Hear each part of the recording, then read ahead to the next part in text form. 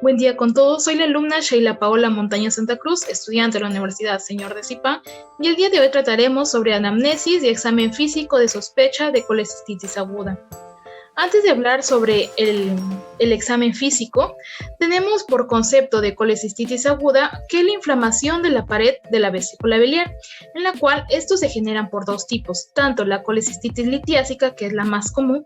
Esta se da por una complicación de la colelitiasis, dándose en cuanto a su mecanismo fisiopatológico, por la obstrucción del conducto cístico, también por una inflamación o por una infección bacteriana. El otro tipo tenemos a la colecistitis alitiásica.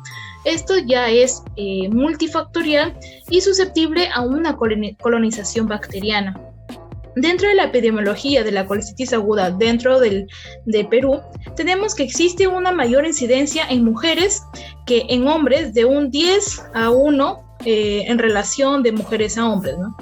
Las edades mayormente se da entre 20 a 40 años y se considera en esos casos el factor predisponente en mujeres por las hormonas estrogénicas.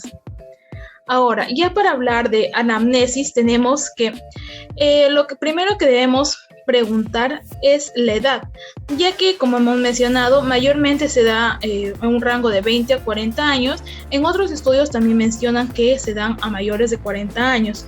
En cuanto al sexo, mayormente en mujeres. También debemos preguntar sobre su ocupación, el lugar de nacimiento, procedencia, también el tipo de sangre, por si necesita ser, en esos casos necesita cirugía. También preguntar si hay alergia a un medicamento, también si ha habido alguna cirugía previa o una hospitalización previa. También en la cual, si es mujer, preguntar la fecha de última regla y su actividad sexual, ya que debemos prevenir en esos casos el embarazo y así poder complicar aún más el cuadro de colecistitis aguda. Ahora, dentro del cuadro clínico ya con la cual el paciente nos va a decir, tenemos preguntarle el motivo de consulta. En esos casos, los pacientes van a presentar un dolor abdominal en el cuadrante derecho. También va a venir por náuseas, vómitos, fiebre en algunos casos y también que no presentan apetito. También puede venir con una ictericia, pero es en algunos casos, en una minoría de casos. También se da por la aparición. Debemos preguntarle, por ejemplo, cómo se dio este dolor, ¿no? En esos casos los pacientes nos van a decir que se da de una manera brusca, en esos casos difusa, y esto se da generalmente después de comida, después de 30 minutos de cada comida. Y en cuanto a la duración de ese dolor, va a ser mayor de 6 horas, ¿no? En cuanto a la irradiación, debemos preguntar si el dolor queda solamente en el cuadrante superior derecho o se irradia hacia otra parte. En esos casos, los pacientes nos van a mencionar que este dolor se va a irradiar hacia el hombro, por el cual también viene con el dolor en el hombro. Ahora, tenemos que preguntar también sobre la escala de EVA. Esto para ya preguntar sobre cuánto es el dolor en el paciente, de 0 a 10. Si 1 es el mínimo dolor que siente y 10 siendo el máximo, en la cual el paciente ya va a calificar su dolor, ¿no? También es importante los agravantes. En esos casos, si le duele al momento de caminar o al momento de estar sin movimiento o al acostarse o al toser. En esos casos, el paciente nos va a mencionar que esto se da después de una comida grasosa, después de 30 minutos, y también se va a dar o va a generar al paciente insomnios por el mismo dolor que no le va a permitir dormir. Ahora, dentro del examen físico, tenemos que se va a dar tanto la inspección. En esos casos, la inspección para poder en sí observar el abdomen, si hay posible abdomen globoso, en esos casos no se va a ver, o también acá sí se va a ver lo que es una distensión. Se van a observar, por ejemplo, si en esas personas, algunas personas que son dispépticas, se relacionan con la ingesta de comidas grasosas o azucaradas, o también si se observa en el abdomen abultamiento, ¿no? Para descartar algún tumor. También tenemos a la auscultación posterior a la inspección. En la auscultación ya se va a realizar mediante el apoyo de un estetoscopio sobre la pared abdominal en el paciente, en ese paciente que va a estar respirando lentamente, y en la cual se va a escuchar ya ruidos normales, en esos casos ruidos hidroaéreos, también esos ruidos hidroaéreos suaves o continuos, o con una intermitencia de 5 a 30 minutos. Luego se realiza lo que es la percusión. En esos casos se generará un aumento de timpanismo, ya que va a presentar en el paciente una distensión abdominal. Y por último, la palpación. En la palpación, aquí se va a dar el signo de Murphy de manera positiva. Y esta palpación para el signo de Murphy positivo, ¿cómo se va a desarrollar?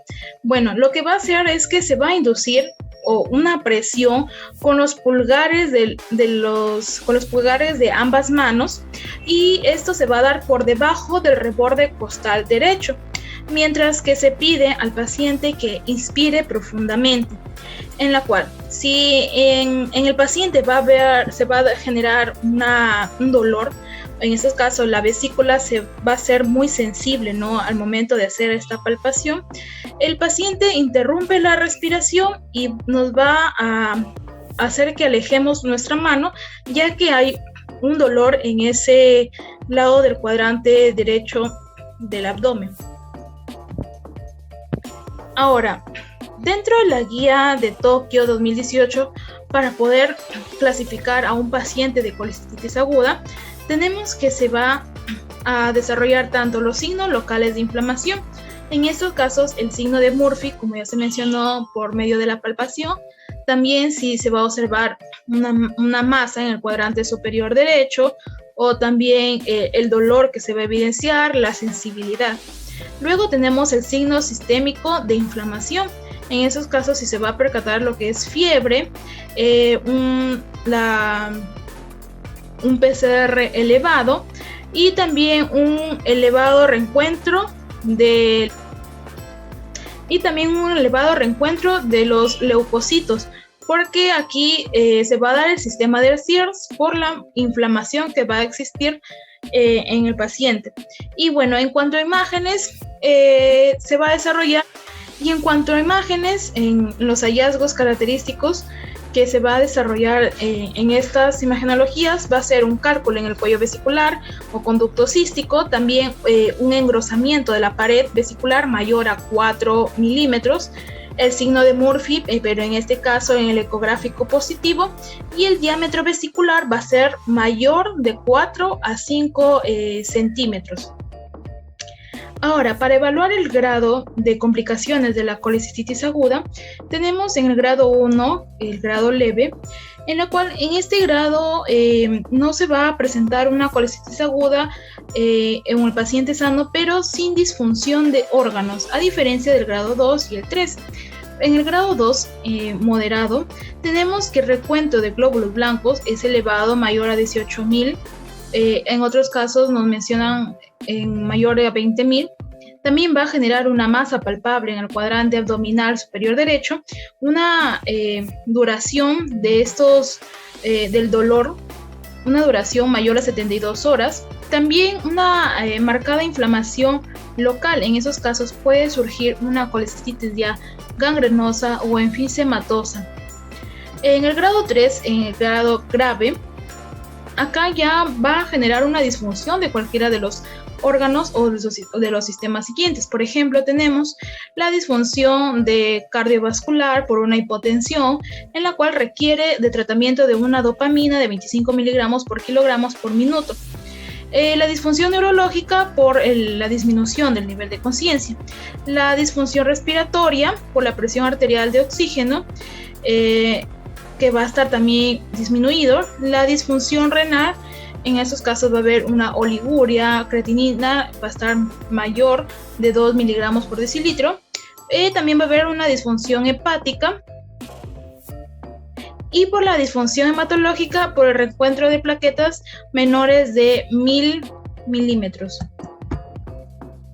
Ahora, para evaluar según el grado de complicación que hemos estado observando, tenemos que en el grado 1 leve, si requiere o hay en paciente un riesgo quirúrgico alto, nos va a mencionar que se debe tratar con antibióticos y cuidados de soporte general y mantenerlo en observación, en la cual si hay una complicación a pesar de darle estos antibióticos, se va a generar se tiene que generar una colecistectomía laparoscópica temprana. A pesar si hay ausencia de riesgos altos, igual se debe generar esta colecistectomía. En el grado 2 moderada, primero vamos a actuar dando antibióticos y cuidado de soporte general. Esto también necesita una colecistectomía laparoscópica, pero de manera urgente o en algunos casos temprana. Si no hay respuesta al tratamiento, se va a generar se va a dar un drenaje urgente de vesícula biliar y posterior a ella una colecistectomía laparoscópica electiva. En el grado 3 o en el grado grave ya, acá se va a hacer tanto un cultivo, aparte dar también antibióticos y cuidado de soporte, luego el tratamiento de disfunción orgánica, el drenaje biliar y finalmente la colecistectomía laparoscópica diferida. Y esto sería todo en cuanto a la anamnesis, el examen físico de un paciente con sospecha de colecistitis aguda. Gracias.